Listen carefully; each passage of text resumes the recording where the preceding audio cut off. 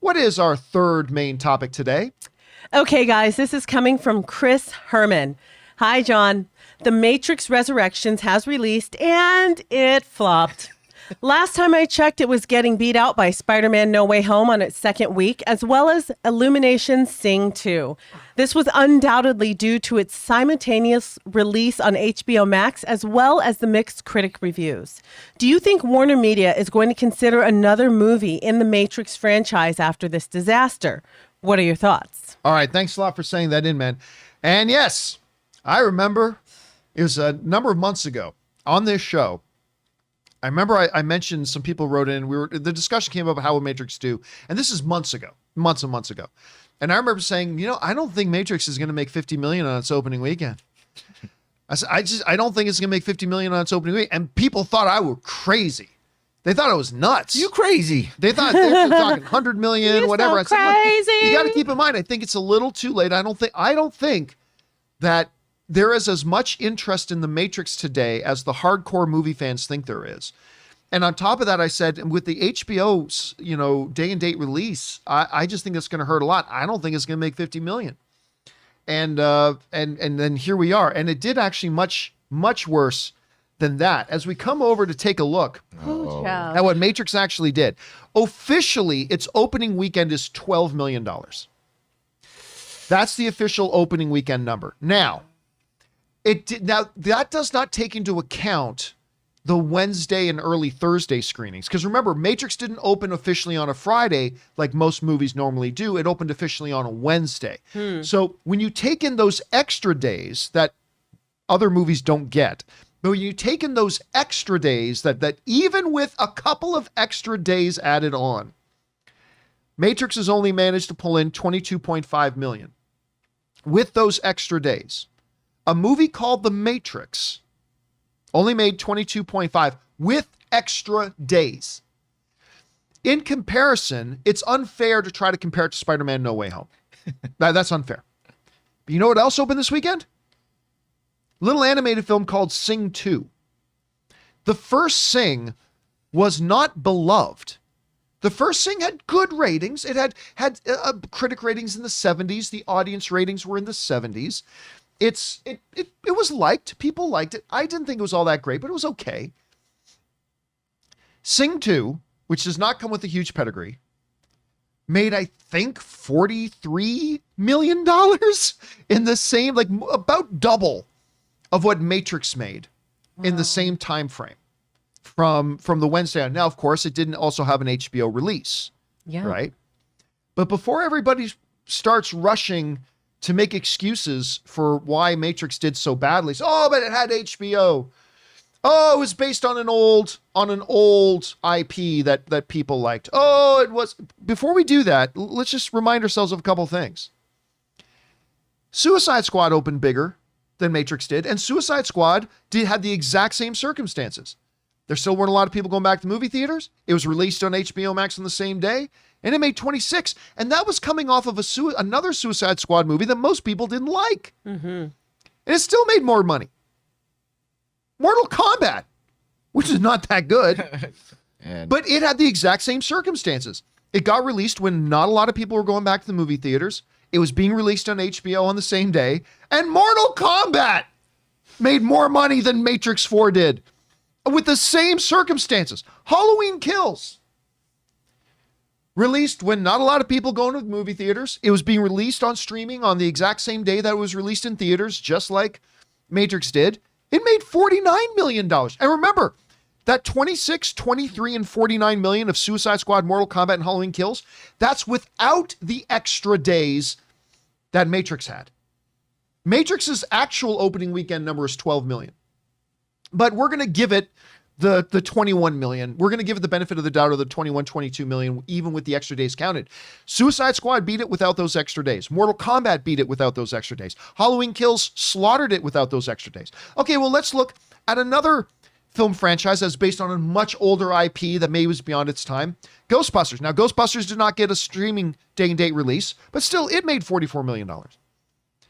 Then you look at a movie like Free Guy that even I, as a huge Ryan Reynolds fan, didn't think looked all that great.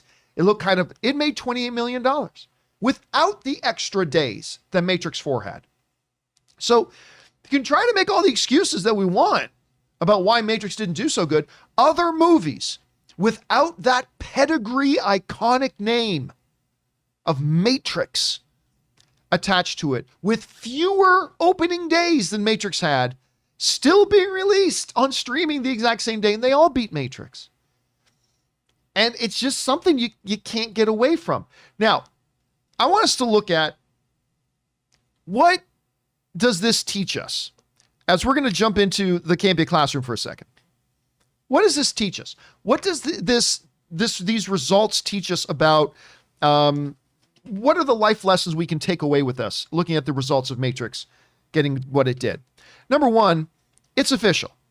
The Warner Brothers HBO day and date release strategy was an utter disaster.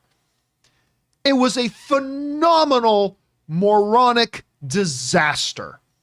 As you run down through, the only film they had that had a monochrome of glimmer of maybe a little bit of success was Godzilla vs. Kong. Now, they, of course, had the advantage of being the first movie really to come out, the first kind of high-profile name movie to come out. And I remember the three of us went to go see that at the movie theaters. The three of us ran out to watch Godzilla vs. Kong. Yeah, it had a little bit of a glimmer of success. I think it was in the $30 million range, somewhere in the 30s that it made opening weekend, something like that.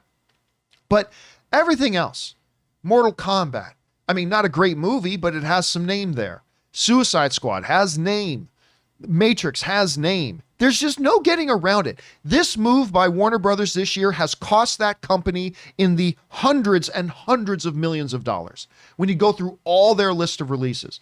So that's the one lesson we take away here from the Matrix results, was that it's official. The strategy was a disaster. Secondly, their other takeaway is this. There wasn't nearly the amount of interest in another Matrix movie that the hardcore fan community thought there was. Again, going back several months when we started talking about what's going to be the box office potential of a Matrix, and we were all like, well, a lot of people thinking 100 million, 120 million. Obviously, there are going to be some fans that guess outrageous numbers like 200 million, whatever. But the fact is, it only made 12 million and 22 if you're going to be honest. Now, some people say, well, of course. It was during Spider-Man's second weekend. No movie, somebody said to me on Twitter today, no movie can have any success on Spider-Man's second weekend. Really? Because there was a little movie called Sing 2 that made double what Matrix did. Made in the 40s, which is actually a pretty decent, respectable number, and it was against Spider-Man. And families are going to see Spider-Man, and yet they went to go see Sing 2. Now, Matrix is a little bit different, a little bit of a different demographic. I get that's true too. But I just think it teaches us a lesson that no matter how much the hardcore movie fan audience thought Matrix was going to be, because the name was going to draw this huge audience, we now know it didn't. The third takeaway we get from it is this, and this is a tough one, but I think it's true. We got to look at this. Keanu Reeves may be the most beloved and awesome actor in Hollywood right now, but that doesn't mean he's a box office draw. I mean, even when you look at the John Wick films, the first John Wick worldwide made $86 million. John Wick 2 worldwide made $171 million. John Wick 3, the third film in the trilogy, made good money, but not exactly world-breaking blockbuster. It made $327 million. I love John Wick 3, by the way. It's my favorite of the franchise. But then you look at a couple of other movies that he did post John Wick 2. He did Replicas. Oh, yeah. Remember that? Oh, yeah. Either you guys want to take a guess at how much Replicas made? $8 million. You're guessing 8 million, Ray? 13. You're both close. Made $9 million at the box office. Why am I so amazing? Then he did that one with Ana de Armas. Remember the one he did where it was, what was it Knock called? Knock. Yes, Knock Knock. That's the name of it. Where he plays his husband who's home alone. Free pizza. Yeah, and It was free pizza. and these two sexy teenage girls knock on his door, and it turns into a thriller. I think that movie made like $2 million or something like it. But What about that cameo in the Netflix movie that we all adore? Always Be My Always Maybe? Be My Yeah. Maybe. I loved him in Always Be My Yeah, Maybe. that's the I miss Keanu we your want to thighs. see. I miss your eyes. I miss your eyebrows. I miss your tongue. He's so good in that. Listen, Keanu Reeves is awesome. He is probably the most beloved Hollywood star right now. Yeah. And well-deservedly so. He's awesome. But he's not a big box office draw. And that's what many great actors are not exactly big box office draws. You cast them because they make your movie better. And I think Keanu Reeves makes your movie better these days. But he's not a big box office draw. So I think those are some of the key takeaways from that. But I want to also offer a little bit of hope. I want to offer some hope to some people. Because not all is doom and gloom with Matrix. I want to offer, because I am a happy, sunshine, glass half full kind of guy, damn it. Yes, Totally, you are. completely. Totally, I always John. look on the bright side. Yes, you do. Totally. Without John. any doubt. Never say 100%. I'm not totally a bright side. Because I want to look at, here, there are some reasons that a fan of the Matrix should have some hope here. Okay? And here's the first one. Spider-Man will die down. I know it doesn't feel like it right now, but at some point, Spider-Man, look, it already dropped almost 70%. Everybody's seen it now, and it's still going to make good money in its third and fourth week, but as there's not a lot of high-profile stuff coming out in the next couple of weeks. There's the 355. We've got Scream coming out in a couple of weeks. That's not going to do much of the box office either. So as Spider-Man starts to die down, I think you're going to see some people going, okay, that was awesome. We had a great time watching Spider-Man. What should we go see next? Oh, you know what? Matrix open. We didn't get to see it yet. I think that gives Matrix some hope of picking up maybe some legs. So Spider-Man dying down. The second one is this. Free Guy made just, like we said earlier, 28 million opening weekend and went on to make 331 million. Now, is this Free Guy? No. Also, Free Guy made 28 million in just the proper 3-day opening weekend. Matrix did not, but still, you know, and this is the rare exception, but Free Guy made just 28 million, which is more than Matrix, and it went on to make 331 million. Now, am I saying that I think Matrix is going to go on to make 331 million? No. I don't think it's going to make that much.